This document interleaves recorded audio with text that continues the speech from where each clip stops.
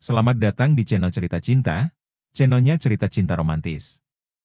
Sebelum lanjut, mohon dukungannya dengan like dan subscribe dulu. Istri yang tak dianggap, bagian 51. Tunggu apa lagi, Tuan? Silakan pergi sebelum semakin memalukan, kata Jamal tetap sopan tapi tegas. Septian menatap Jamal dengan dendam yang tertahan. Iya, tapi urusan ini belum selesai. Awas kamu, katanya, lalu berbalik pergi dengan langkah cepat, meninggalkan kekalahannya. Anjani berdiri terpaku di depan kontrakannya, matanya tak lepas dari Jamal yang baru saja mengusir Septian. Suasana di sekitar mereka sunyi, hanya suara angin siang dan sesekali lolongan anjing di kejauhan. Dengan langkah pelan, Anjani masuk ke dalam rumah. Ia tak berkata apa-apa, tapi wajahnya menunjukkan kebingungan dan beban berat. Tak sampai 5 menit, ia kembali keluar membawa sebuah map biru di tangan. Pak, tolong jelaskan ini semua, ucapnya sambil menyerahkan dokumen kepada Jamal. Jamal menerimanya dengan tenang, lalu mulai membuka dan membaca halaman demi halaman. Matanya menyapu data dan foto-foto yang terlampir di sana, berisi nama-nama tokoh besar, aktivis, pengusaha, hingga pejabat tinggi. Ibu pikir negara ini punya saya? Ujar Jamal tanpa menatap Anjani. Anjani mengernyit, maksud Pak Jamal gimana? Jamal menghela napas. Saya ini mantan pasukan elit, status saya disembunyikan. Nama-nama dalam dokumen itu adalah target yang dulu tidak bisa disentuh hukum, karena mereka punya koneksi kuat. Saya hanya menjalankan komando, Bu. Orang-orang itu diamankan atas perintah langsung dari kepala negara, tapi disembunyikan dari publik. Lalu kenapa berhenti? Tanya Anjani mencoba memahami situasi. Karena saya disuruh berhenti, jawab Jamal datar. Pak Jamal pernah melakukan kesalahan? Tanyanya hati-hati. Saya tidak pernah melanggar komando, termasuk saat saya diperintahkan mundur, saya jalankan. Itu juga bagian dari perintah, kata Jamal sambil melipat dokumen.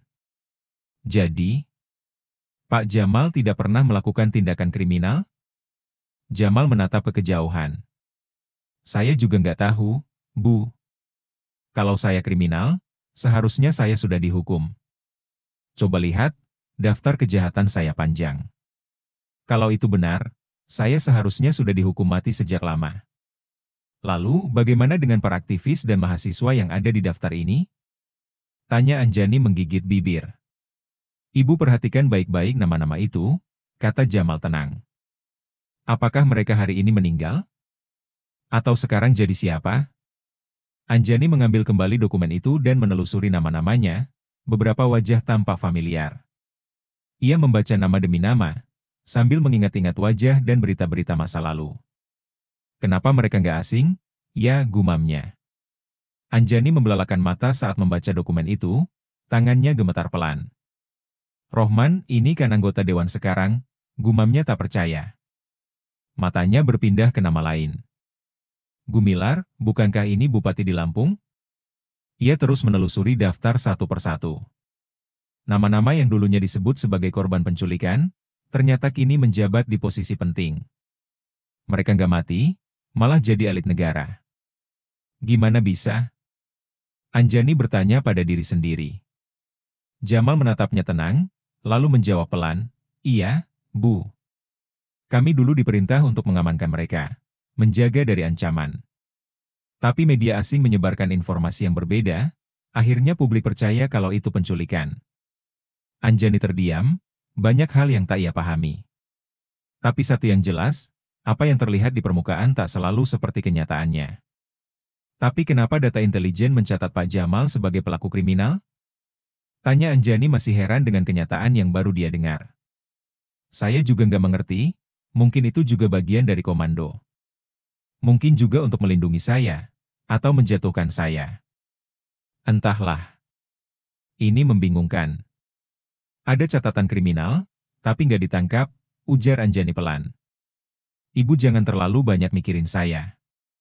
Yang lebih penting sekarang, saya rasa badai lebih besar akan datang. Siapkan diri, Bu. Ini baru permulaan, ucap Jamal tersenyum tipis. Setelah berhenti jadi pasukan elit apa yang dilakukan Pak Jamal? Tanya Anjani. Saya membentuk sebuah pasukan dari anak-anak jalanan, 5 tahun saya membangun bisnis pengamanan. Dan akhirnya saya harus berhenti karena istri saya menginginkannya, jawab Jamal. Lalu, apa maksudnya naga 6? Tanya Anjani menatap Jamal dengan serius. Jamal menghela napas pelan. Maaf, Bu. Kami hanya menjalankan sistem. Kalau saya membocorkan itu, berarti saya sudah berkhianat. Anjani mengangguk pelan. Baiklah, saya mengerti. Terima kasih sudah melindungi saya. Satu hal lagi, Bu. Tolong rahasiakan semua yang saya katakan. Terutama soal identitas saya, pinta Jamal. Anjani menatapnya dalam, lalu berkata, tenang saja, saya jaga. Saya percaya Bapak. Ia menggenggam map itu lebih erat. Dalam hatinya, ia mulai menyadari, urusan ini sudah jauh lebih rumit daripada sekadar pupuk atau rekomendasi usaha. Dunia yang sedang ia pijak bukan lagi dunia biasa. Ada kekuatan besar yang tersembunyi, permainan kekuasaan, dan intrik yang tak pernah ia bayangkan sebelumnya. Kini ia sudah terlanjur masuk terlalu dalam. Di sebuah ruangan mewah, aroma kopi mahal menguar samar. Dindingnya dipenuhi lukisan klasik dan rak buku tua, menandakan kekuasaan lama yang belum luntur. Renaldi duduk di kursi kulit hitam, tampak murung dan gelisah. Bagaimana ini bisa terjadi, Steph? Tanyanya dengan nada rendah namun tajam. Stephen berdiri di depan meja, wajahnya penuh luka lebam, pelipisnya dibalut perban. Semua anak buah kakek mengalami kecelakaan secara bersamaan, ini jelas bukan kebetulan. Aku yakin, Anjani punya pelindung. Kalau tidak dia pasti sudah tumbang dari dulu, jawab Stephen adanya frustasi. Renaldi mengernyit lalu menatap Stephen lama. Baiklah, pergilah obati lukamu dulu. Iya, Kek, jawab Stephen singkat sebelum keluar dengan langkah tertatih. Renaldi menghela napas panjang, ia meraih ponsel di mejanya dan menekan satu nama. Roni, bagaimana dengan cucuku? Sudah ketemu? Tanyanya dingin. Maaf, Kek. Sepertinya suami Wulan bukan orang biasa. Anak buah kita dihajar sendirian dan kalah telak, jawab suara di ujung sana. Dasar kalian semua tidak berguna. Bentar Renaldi, lalu memutuskan sambungan tanpa menunggu penjelasan lebih lanjut. Wajahnya semakin gelap. Ia kembali meraih ponsel dan menelepon Bram, salah satu orang kepercayaannya. Bram, mulai sekarang awasi Anjani, cari tahu siapa pelindungnya. Aku mau tahu semua geraknya, dari bangun tidur sampai tidur lagi, perintah Renaldi tegas. Siap, Pak, jawab Bram. Renaldi menyandarkan tubuh ke kursi, mengetuk-ngetuk meja dengan jari telunjuknya. Pikirannya berputar cepat. Dua hal terus menghantui benaknya. Pertama, menjodohkan Wulan dengan cucu sahabat lamanya, Peter, untuk memperkuat ikatan bisnis dan politik. Kedua, mengambil alih distribusi pupuk AJ25 yang kini menjadi ladang kekuasaan dan uang besar. Namun kini rencana itu tak semudah yang dibayangkannya. Munculnya sosok pelindung di balik Anjani membuat semuanya kacau. Dan yang paling membuatnya geram, ia tidak tahu siapa orang itu. Orang yang cukup kuat untuk menjatuhkan anak buahnya tanpa suara. Permainan ini belum selesai, gumam Renaldi pelan penuh amarah yang ditahan. Di kontrakan sempit yang penuh dengan aroma kopi dan baju yang belum disetrika, Wulan duduk di lantai bersandar pada dinding. Matanya menatap kosong ke langit-langit. Firman, seperti biasa duduk santai di sebelahnya, sambil memainkan sendok dan gelas kosong. Gue capek sama hidup gue, Maan, keluh Wulan pelan tapi berat. Firman menoleh, ekspresinya tetap santai. Ya udah, kalau capek balik aja ke rumah lu. Siapa tahu orang yang dijodohin itu ternyata tampan, tapi ya jelas nggak setampan gue sih. Maan, kenapa sih tingkat kepercayaan diri lu selalu kelewatan batas, hah? Ucap Wulan melotot. Ya percaya diri itu gratis, kenapa harus diirit? Jawab Firman tertawa kecil. Menurut lu gimana solusinya? Ucap Wulan mendesah lalu memeluk lututnya. Udah gue bilangin, satu-satunya cara biar lu bisa nolak perjodohan itu, lu harus hamil beneran. Jawab Firman bersandar, menatap langit-langit juga. Hamil? Lagi-lagi hamil.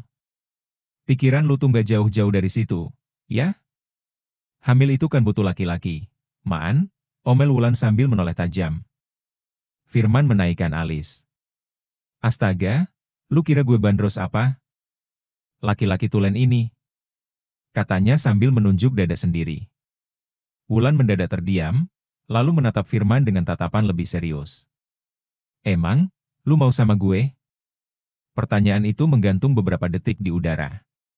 Firman mendekat sedikit, lalu meletakkan tangannya di dahi Wulan. Kenapa sih lu suka megang dahi gue? Tanya Wulan heran. Gue cuma pengen pastiin sepertinya mata lu nggak normal. Gue ini lelaki, Wul.